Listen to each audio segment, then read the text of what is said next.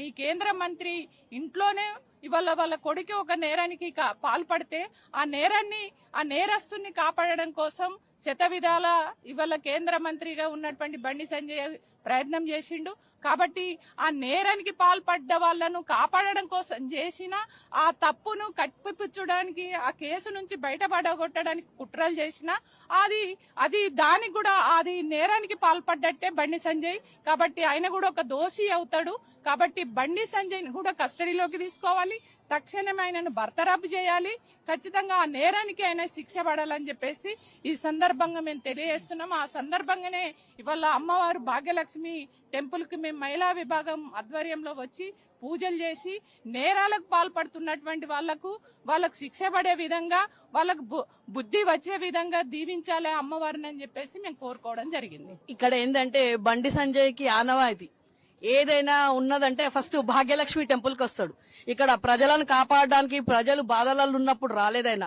ఏదున్నా కానీ ఛాలెంజ్ చేసి నేను ఇది చేస్తా, నేను అది చేస్తా అని చెప్పేసి మా భాగ్యలక్ష్మి టెంపుల్ కి వచ్చి చేస్తాడు. కాబట్టి నేను బండి సంజయ్ కి సవాలు వదిలిపెట్టినట్టుని వాళ్ళ బాబుని తీసుకొచ్చి ఇక్కడ ఏం తప్పు చేయకుంటే ఇక్కడ నువ్వు ఇదే పచ్చి బట్టల మీద భాగ్యలక్ష్మి టెంపుల్ కు రా అని చెప్పేసి నేను సవాల్ చేసిన. ఆ అమ్మవారికి నేను మొక్కుకున్నా కాబట్టే ఈ రోజు నేను ఈ డివిజన్ కు మహిళా వైస్ ప్రెసిడెంట్ ను. కాబట్టి ఆ అమ్మవారు అంటారు కదా, సత్యం ఉంటది కాబట్టి అమ్మ ప్రతి ఒక్కరికి శిక్ష వేస్తుంది. ఎంత పెద్ద బండి సంజయ్ అయినా పర్లేదు, హిందూ నేను భారత్ మాతాకి జై అని చెప్పి ఇక్కడ ఎన్నో నినాదాలు వదిలిపెట్టి పోయిండు ఆయన. కాబట్టి అమ్మ మాకు ధర్మాన్ని కాపాడి ఒక మహిళకు, ఒక ఆడబిడ్డకు మేము బీఆర్ఎస్ తరఫు నుంచి న్యాయం కోరినాము. అది అయ్యింది. మేము ఇక్కడ అమ్మవారికి ధన్యవాదాలు చెప్పినాము. ఖచ్చితంగా శిక్ష పడాలి. బండి సంజయ్ ని ఫస్ట్ సస్పెండ్ చేయాలి, దాని తర్వాతనే ఈ కేసు ముందుకు పోవాలి. ఎందుకంటే కాపాడుకోవడానికి ప్రయత్నం చేస్తాడు బండి సంజయ్. రాష్ట్రంలో ఒక కేసు ఇవాళ ఎన్నో ముసుగుల్ని తొలగించింది. అందులో ఒకటేంటంటే దేశవ్యాప్తంగా మేము కాంగ్రెస్ బీజేపీని రెండు వేరు నినాదాలని చెప్పుకొని తిరుగుతున్న పార్టీ ఈ రోజు తెలంగాణలో రెండు పార్టీలు కలిసి ఏదైతే బండి భగీరథ్ని, ఏదైతే సన్ ఆఫ్ బండి సంజయ్ గారి కొడుకుని రేవంత్ రెడ్డి గారు 24 గంటలలో అరెస్ట్ చేయాల్సింది చేయకపోగా, 164 స్టేట్మెంట్స్ రికార్డ్ చేయకపోగా 9 రోజుల తర్వాత ఆయనని తీసుకొచ్చి అరెస్ట్ చేసిండ్రు. అదే కాకుండా వాళ్ళ పేరెంట్స్ ఎవరైతే బాలిక ఉన్నారో వాళ్ళ పేరెంట్స్ ని బండి సంజయ్ గారు బెదిరించడం వల్ల ఆయన కూడా అందులో ఆ సెక్షన్ 21 కి ఆయన అక్యూజ్డ్ అవుతారు. కాబట్టి ఆయనని కూడా ఈ కేసులో అక్యూజ్డ్ గా చేర్చి అదే విధంగా ట్రాన్స్పరెంట్ గా విచారణ జరగాలి అంటే ఆయన మంత్రివర్గం నుంచి ఖచ్చితంగా ఆయన బర్తరఫ్ చేయాలి.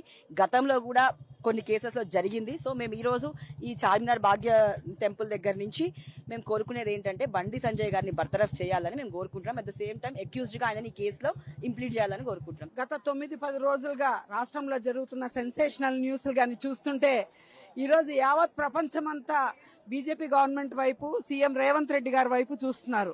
ఎందుకంటే వాళ్ల పరిపాలనలో బీజేపీలో సహాయక మంత్రి ఉన్న బండి సంజయ్ గారు, ఈ రోజు ముఖ్యమంత్రిగా బాధ్యత వస్తున్న రేవంత్ రెడ్డి గారు, వాళ్ళిద్దరు వాళ్ళ కూటమిలో అలై బలై చేసుకున్న వాళ్ళకి మధ్యలో వచ్చి బండి భగీరథ్ వచ్చి ఒక బాలికని చేసినా కూడా నిమ్మకు నీరెత్తినట్టు, ఏం పెట్టనట్టు జులాయిగా తిరుగుతుంటే ఈరోజు సీఎం రేవంత్ రెడ్డి గారు ఏం పట్టించుకోవడం చాలా బాధాకరం. బీజేపీ గవర్నమెంట్ వాళ్ళు బేటీ బచావ్ బేటీ పడావ్ అంటున్నారు. ఇది ఎంతవరకు న్యాయం? అంటే మీళ్లలో బేటీలు ఉంటే ఒక న్యాయమా, ఊరోళ్ళ బేటీలకు ఉంటే ఒక న్యాయమా? ఇది మాత్రం బీజేపీ వాళ్ళందరూ సిగ్గుపడాలి. ఎవరు ముందుకు రానని మాట్లాడినందుకు ఈ రోజు బండి సంజయ్ని బర్తరఫ్ చేయడానికి అమ్మవారి దగ్గరకు వచ్చాము. బండి భగీరథ్ నిష్పాక్షికంగా దాన్ని విచారణ జరపాలని కోరుకుంటున్నాం. ఇదే బేటీ బచావో బేటీ పడావో అని అంటారు బీజేపీ వాళ్ళు. మరి ఈ రోజు 9 రోజుల నుండి బండి సంజయ్ కొడుకు బండి భగీరథను కాపాడుకున్నారు. ఇదే భాగ్యలక్ష్మి అమ్మవారు దయ వల్ల ఈ రోజు అరెస్ట్ అయ్యి లోపల ఉన్నారు. అదే పేదింటి అబ్బాయి గొప్పింటి అమ్మాయిని ఏదైనా చేసే కేసు అని, షూట్ అని అప్పుడే ఎన్కౌంటర్లు చేసేస్తారు. మరి ఇప్పుడు పెద్దవాళ్ళు మాదే రూలింగ్ ఉంది, మేము ఏది చేస్తే నచ్చుతుంది, మళ్ళీ సీఎం రేవంత్ రెడ్డి ఆయన ఎన్కేసుకో రావడం ఇది చాలా బాధాకరం అండి. అమ్మాయికి న్యాయం జరగాలి, ఖచ్చితంగా భగీరథునికి శిక్ష పడాలి అని కోరుకుంటున్నాం.